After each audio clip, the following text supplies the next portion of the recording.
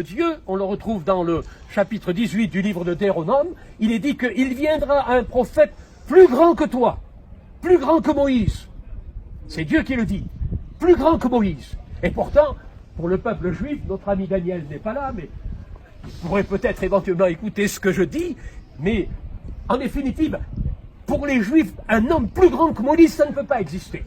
C'est l'homme le plus grand dans l'histoire avec Abraham, du peuple juif, de la Torah, de tout l'enseignement de l'Ancien Testament. C'est le plus grand. Et pourtant, Dieu prophétise en quelque sorte, au travers de ce texte de Deutéronome, il viendra un prophète plus grand que Moïse, plus grand que toi. Et il dit, écoutez-le, écoutez-le. Et là, en quelque sorte, c'est la réalisation de cette grandeur manifestée de Jésus par Moïse lui-même, qui en définitive est à côté de lui, comme pour montrer qu'en définitive, le centre même, il est au milieu, Jésus est au milieu, le centre même de toute la réalité de la Bible, eh bien c'est Jésus. Amen. Moïse est là, les prophètes sont là, au travers d'Élie le prophète, mais le centre même de la Bible, c'est Jésus. Amen. Et laissez-moi vous dire une chose, très rapidement, je ne veux pas vous tenir longtemps, mais dans l'ombre de l'Ancien Testament, il ne faut pas oublier que du temps de Jésus, l'évangile de Matthieu n'avait pas encore été écrit, l'évangile de Marc n'avait pas été écrit, l'évangile de Luc n'avait pas été écrit, ni même celui de Jean, ni même les actes des apôtres, ni même les épîtres de Paul. Le Nouveau Testament n'avait pas encore été écrit, il n'y en avait rien. Ce qui restait, c'était les textes de l'Ancien Testament, la première partie de la Bible qu'on appelle l'Ancien Testament.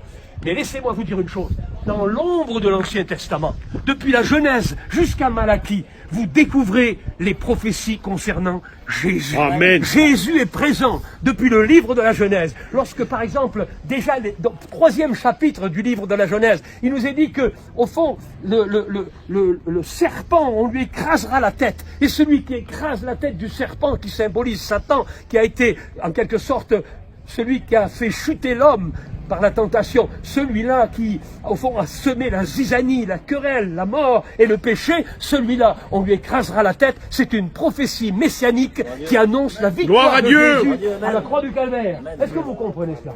Et puis, quand vous allez plus loin, vous regardez Abraham, le père des croyants, l'homme qui a manifesté un acte de foi extraordinaire, qui a laissé son pays, sa patrie, et qui est parti à l'aventure pour obéir à Dieu. La promesse lui a été faite, il serait père d'une multitude.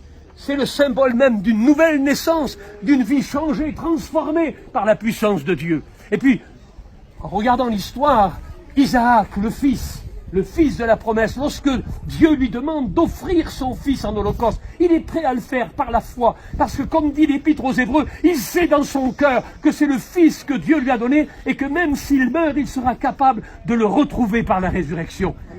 Et voici qu'il est prêt à sacrifier son fils. Et au moment où il va sacrifier son fils sur le mont Moria, que l'on retrouvera justement à Jérusalem, la montagne qu'on appelle la montagne sacrée, le lieu où aujourd'hui, hélas, il y a la mosquée d'Omar, mais qui était le lieu saint, le lieu où Abraham a voulu sacrifier son fils. La main de l'ange a retenu le sacrifice. Mais laissez-moi vous dire une chose, c'est une préfiguration prophétique.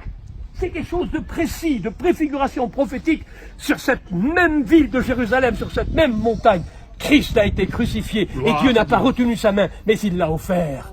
Il a tellement aimé le monde, nous dit l'évangile de Jean au chapitre 3, qu'il a donné son Fils, afin que quiconque croit en lui ne périsse pas, mais qu'il ait la vie éternelle. Et Jésus a dit lui-même, mais moi, ma vie, personne ne me la prend. Jésus n'est pas un martyr, mais il a offert sa vie.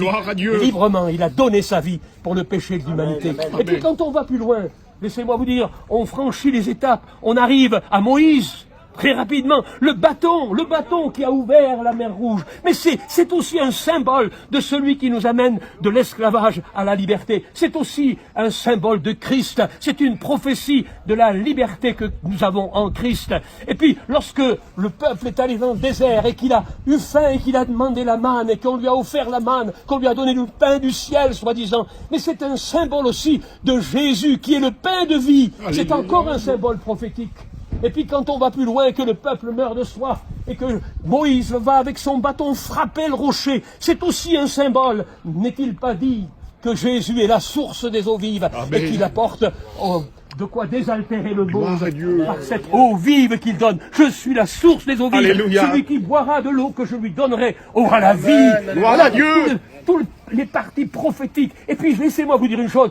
Qui a tenu cette pierre dans la main de David pour combattre Goliath? Cette pierre qui a été lancée et qui a vaincu le géant, qui a terrassé le géant, c'est encore un symbole de Christ qui nous donne une parfaite victoire en tout temps. Gloire à Dieu. Et toutes les prophéties messianiques, vous prenez les psaumes de David, le psaume 22 qui nous parle des mains et des pieds percés de Jésus, que vous regardez, son dos a été labouré, ou vous regardez le psaume 23 où il nous est parlé du bon berger, c'est encore un symbole de Christ, c'est une prophétie messianique. Et puis si vous regardez aussi la brebis d'Ésaïe 53, il est mené comme une brebis. Mais il est l'agneau de Dieu. La Bible dit qu'il est l'agneau de Dieu. Et nous croyons que Jésus est l'agneau parfait, l'agneau de Dieu. Alléluia, Voilà, alléluia, en définitive, béni. à quoi correspond la présence de Moïse et la présence d'Élie. Pour bien spécifier, pour bien démontrer, pour bien prouver que Jésus est le Messie et qu'il est en gloire et qu'en définitive, il est un lien entre l'Ancien et le Nouveau Testament pour nous révéler la réalisation des prophéties bibliques. Oui, vous pouvez croire fermement et vous pouvez affirmer dans votre cœur que Christ est vivant, Gloire à qu'il est Dieu. le Sauveur. Amen, et que déjà, amen. depuis les temps anciens, depuis l'Ancien Testament, tous les livres de la Bible ont prophétisé en faveur de Jésus et que Jésus est le roi de gloire. Amen. Voilà notre espérance, chers amis. Je ne veux pas être